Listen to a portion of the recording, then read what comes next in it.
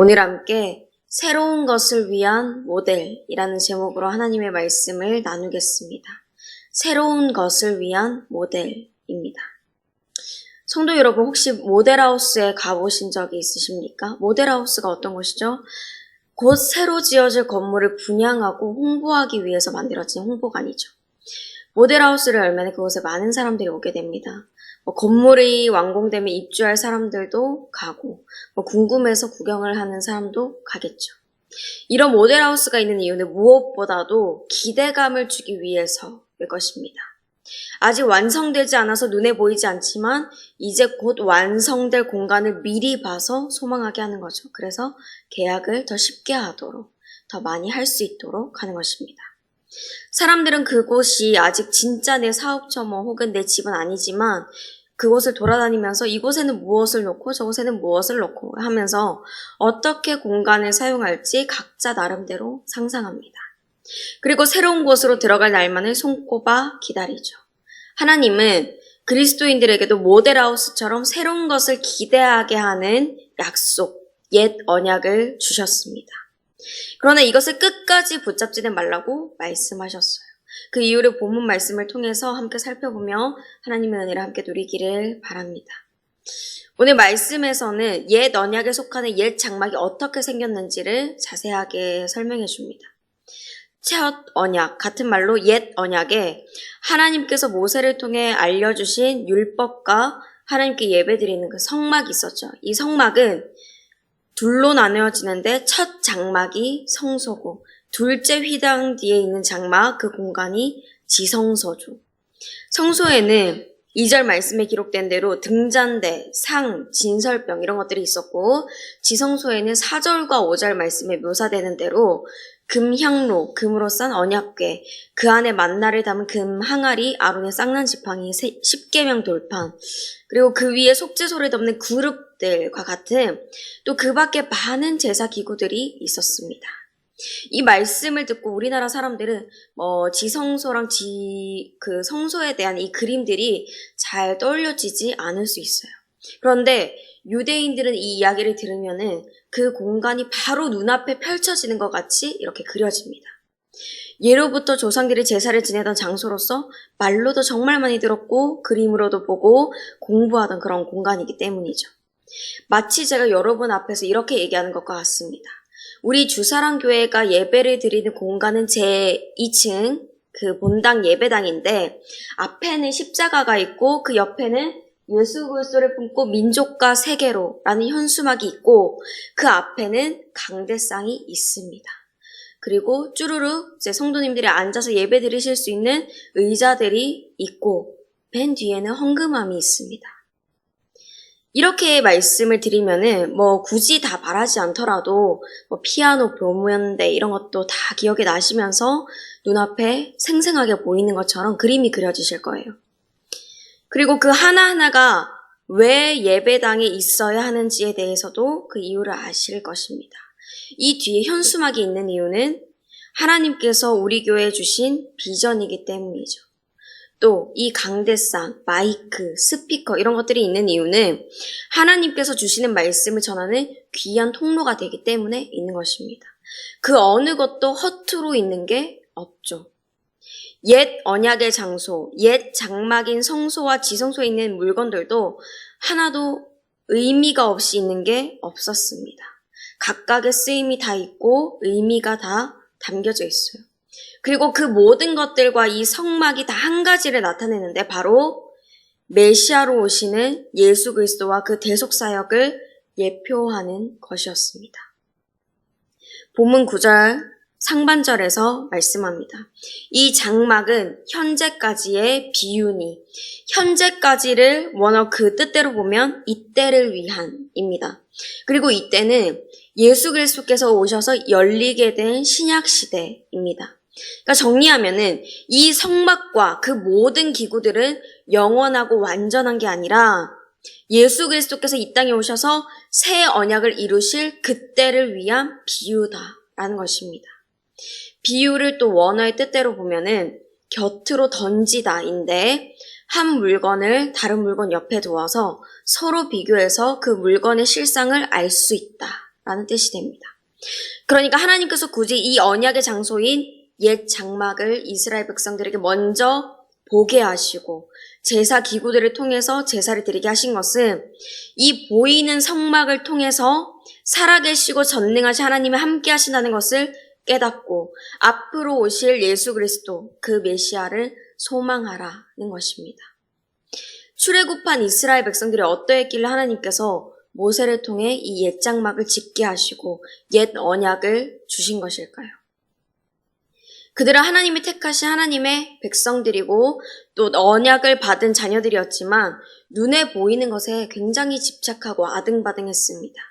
먹고 마실 게 눈에 보여야 잠잠하고 하나님의 임재하심이 눈에 보여야 믿고 하나님이 크신 권능으로 일하셔야 그때서야 기뻐했습니다. 그리고 고난의 광야만 보일 때는 불평불만하고 하나님을 원망했죠. 모세가 하나님의 말씀을 받으러 시내산에 올라갔을 때 시간이 오래 걸린다는 이유로 모세가 죽었나 보다 라고 생각하고 아론의 등을 떠밀어 자신들의 눈에 보이는 금송아지를 만들었습니다. 그리고 그 앞에 절했죠. 그래서 보는 대로만 믿는 그들을 위해서 하나님께서 옛 장막을 보여주신 것입니다. 가시화시키신 거죠.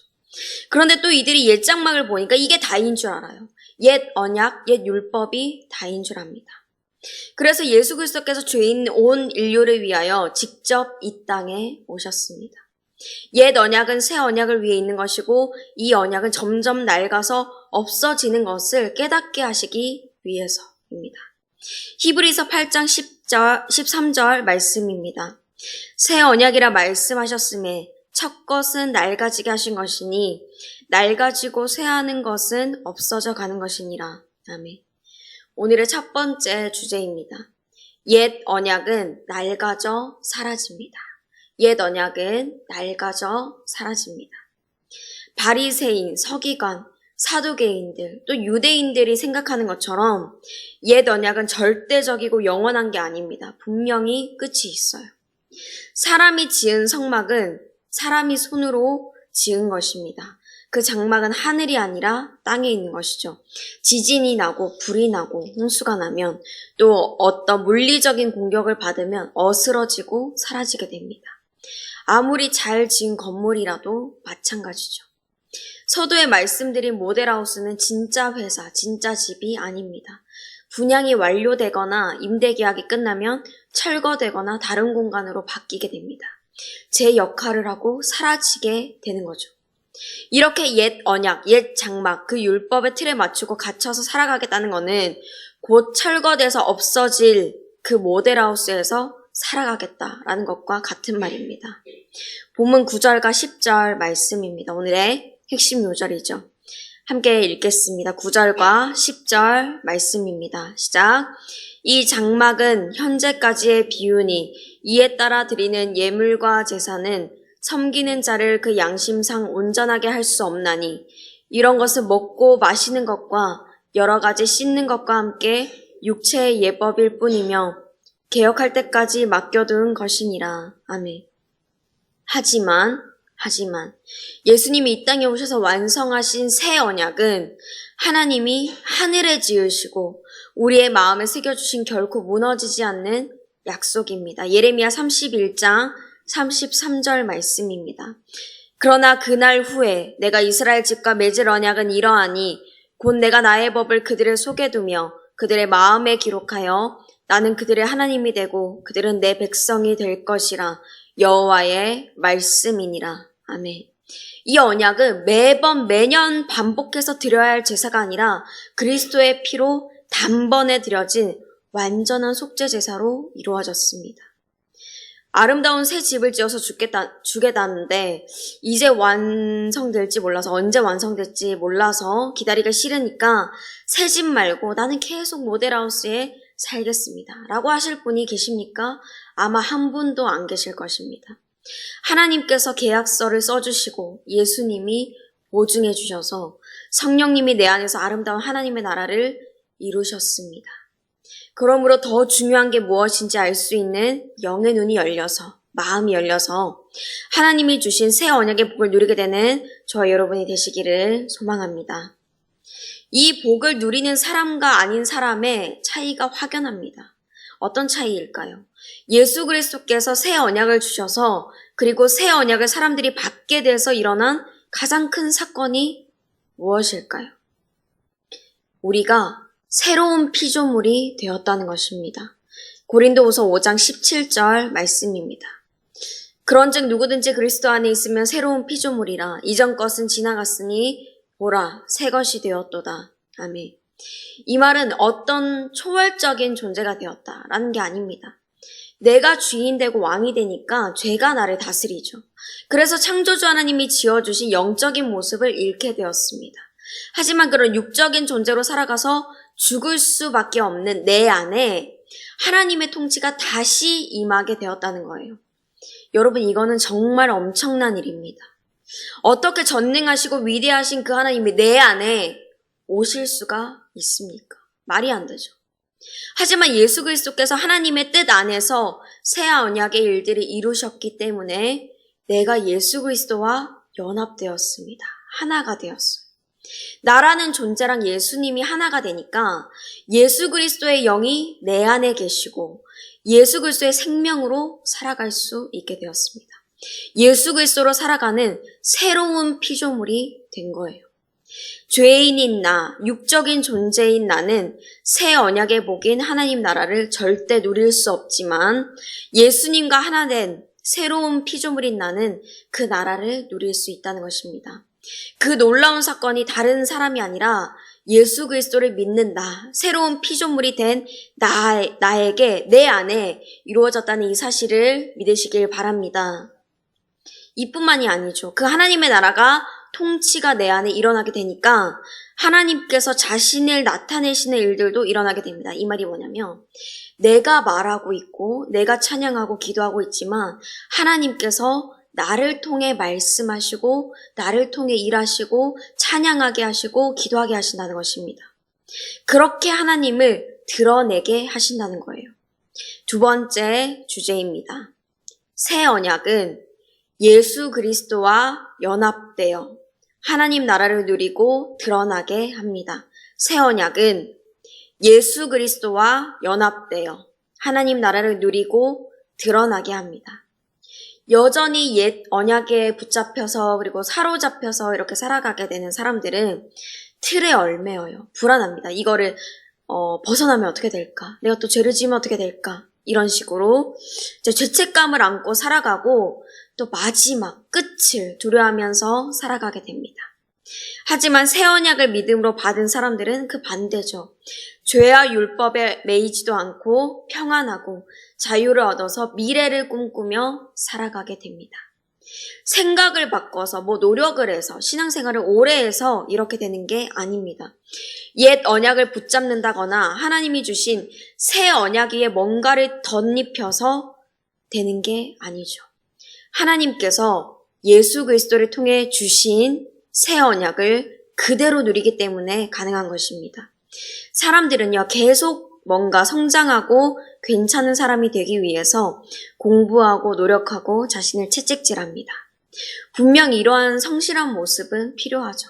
하지만 신앙생활을 하는 가운데서도 더 믿음 있는 사람이 되기 위해서, 존경할 만한 사람이 되기 위해서, 내가 지금의 나보다 더 나은 사람이 되기 위해서 머리에 성경 지식만 담고 노력하고 채찍질하는 걸 똑같이 한다는 것입니다.